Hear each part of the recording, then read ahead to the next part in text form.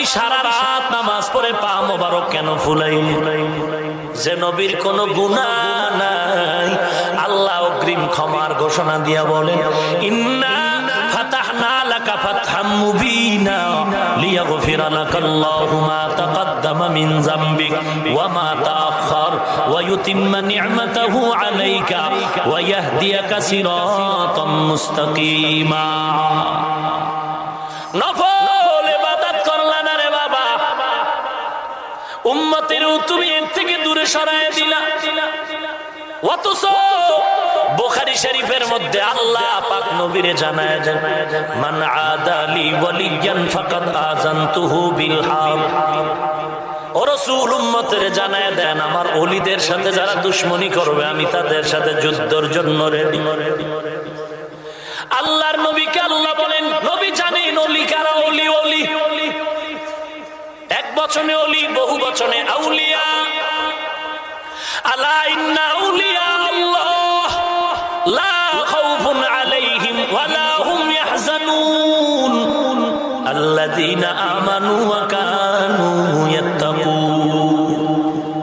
ওরে আউলিয়া কেরাম, কোনো ভয় নাই, কোনো চিন্তা নাই, তোমরাই চূড়ান্ত বিজয় হয়ে যাবে যদি দুইটা গুণ অর্জন করো। এক নম্বরে তাকওয়া, এক নম্বরে খাঁটি ঈমান, দুই নম্বরে তাকওয়া অর্জন করে চলো। তাকওয়ার উপরে যখন চলবে আমি আল্লাহ তখন তাদেরকে আলাদা একটা পাওয়ার দান করব। পাওয়ার, ইয়া আইয়ুহাল্লাযীনা আমানু ইন তাত্তাকুল্লাহ ইয়াজআল লাকুম ফুরকানা। ওরে মুমিন, যারা তাকওয়ার উপরে চলবে আমি আল্লাহ তাদেরকে ফুরকান নামের একটা সম্পদ দিব। মা মা'নাল ফুরকান হুয়া নূরুম মিন ইলাহি। ফুরকান হলো আল্লাহর পক্ষ থেকে একটা নূর, যেই নূর একটা আলো। অন্ধকারে টর্চ লাইট হাতে নিয়ে একা চলা যেমন সম্ভব, তাকওয়ার পাওয়ার ওয়ালারা ফুরকান নামের আলো দিয়া হক বাতিল নির্ণয় করে হকের পথে চলাটাও সম্ভব। বুখারী শরীফের ইবারাতে আল্লাহ নবীকে আল্লাহ বলেন, ওলি কারা? বলে ওলি কারা নবী জানেন, এরা শুধু ফরজ ইবাদত করে না, বেশি বেশি নফল ইবাদত করে। আর এই বক্তায় কয় নফল লাগবে না, এরা আমল চোর, এরা ঈমান চোর। ও দয়ার মালিক, দয়া করে আপনি হেদায়েত দান করুন। আরো জোরে বলেন। বড় আজীব ব্যাপার, তুমি বুখারী পড়ো তো বুখারীতে তুমি কি আল্লাহ আল্লাহর বয়ান পাও নাই? হুদাই তুমি চিল্লাও কোরআন হাদিসে ফির মুরিদি নাই। এই জন্য মাঝে মাঝে বলে আদার ব্যাপারী জাহাজের খবর নিও না, রিক্সাওয়ালা ট্রাকের সাথে পাল্লা দিও না। মাঝে মাঝে দেয়নি, বিশ্ব রোডে ট্রাক চলে, রিক্সাও চলে, মেশিন লাগাইছে তো হ্যান্ডেল ধরে ঘুমানে মাঝখান দিয়ে যায়, মনে হয় রোড আব্বাই বানাইছে। ট্রাকওয়ালা হরেন দেয়, চুপ চুপ, তোর মেশিন আছে আমার তুই হরেন দাও, আমার কি আছে? কোন সাইড নাই। ট্রাকওয়ালা কি আর শুনতে চায়? এরে বান্দা, সিংহে কি শিয়ালের ভেস কি শুনতে চায়? মাথা গরম হয়ে গেল। ট্রাকওয়ালা এমন জোরে একটা থাপ্পড় মেরে রিক্সাটারে ঢালে ফলায় দৌড়। রিক্সা গাছের লগে বাড়ি খায় ভর্তা। রিক্সাওয়ালা আর এক জায়গায় সিফার ভিতরে চামড়া খুলে কানতেছে, ধর আমার চামড়া নাই। মিল্লা ভাম লাগা, কয় ভামে কাম হইল না। এবার ডাক্তার দেখায় খুশি, খুশির মধ্যে আবার কান্না। কিরে রিক্সাওয়ালা, আবার কেন কাঁদো? বলে এতক্ষণ কানছিলাম রোগের কারণে, বাহিরের জ্বালা, এখন কাঁদি অন্তর জ্বালা। বলে কি তোর অন্তর জ্বালা? বলে যে এই রিক্সা আমার ট্রাকে ধাক্কা দিয়া ফালায় দিল, ওই ট্রাকের পেছনে লেখা দেখলাম আবার দেখা হবে। এই ভয়ে কান্না করি, কখন আবার দেখা হয়, আবার ধাক্কা দিয়া ফালায় দেয়। বড় দুঃখ।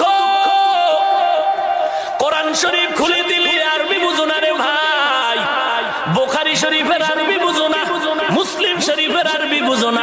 এই লোকটা যদি আবু হানিফারে গালি দেয়, এই লোকটা লোকটা যদি খাজা মঈনুদ্দিনের গালি দেয়, এই লোকটা যদি তাবলীগওয়ালারে গালি দেয়, এই লোকটা যদি চরমনাইয়ের বিরোধিতা করে, আহলে সুন্নতের বিরুদ্ধে কথা কয়, রক্ত থাকতে মেনে নিতে পারি না। ঠিক কিনা বলো?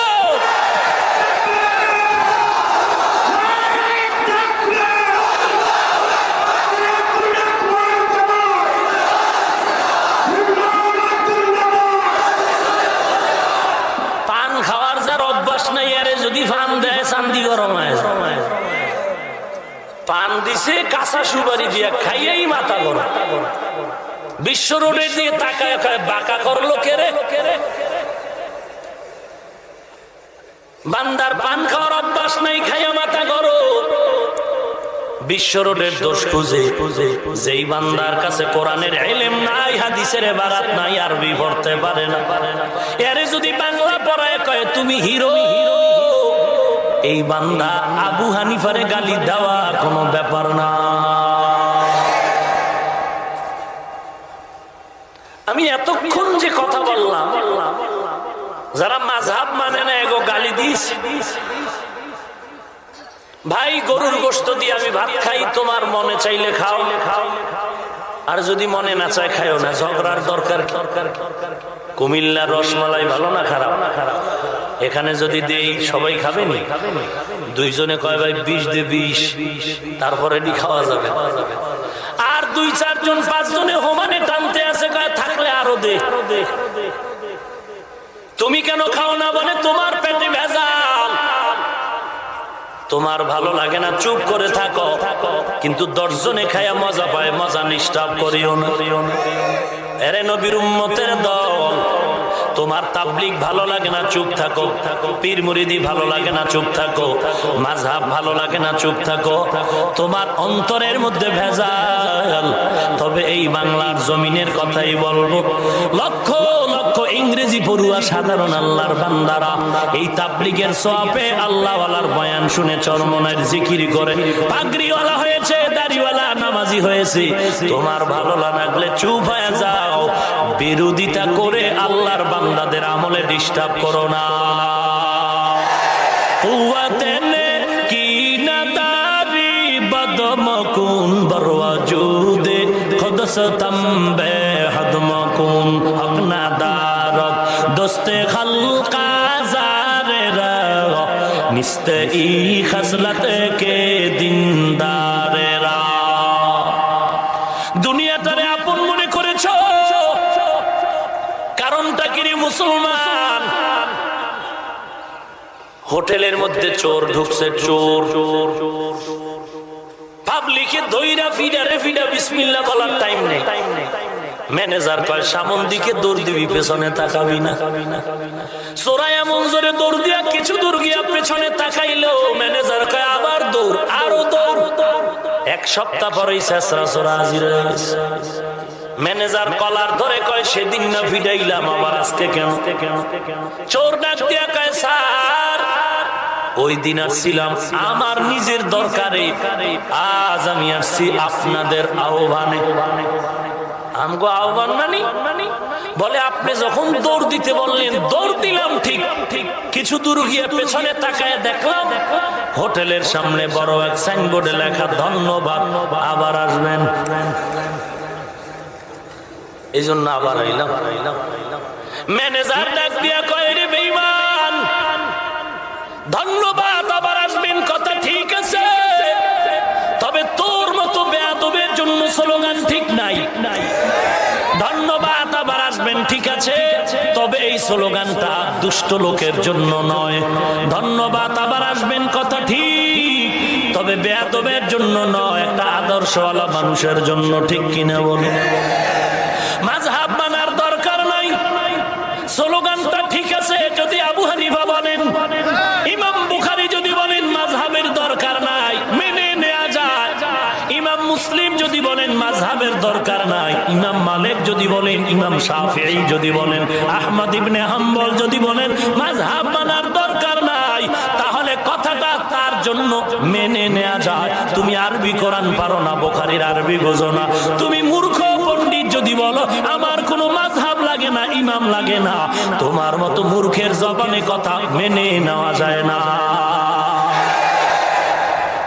ভাইরা আমার, আল্লাহর নবী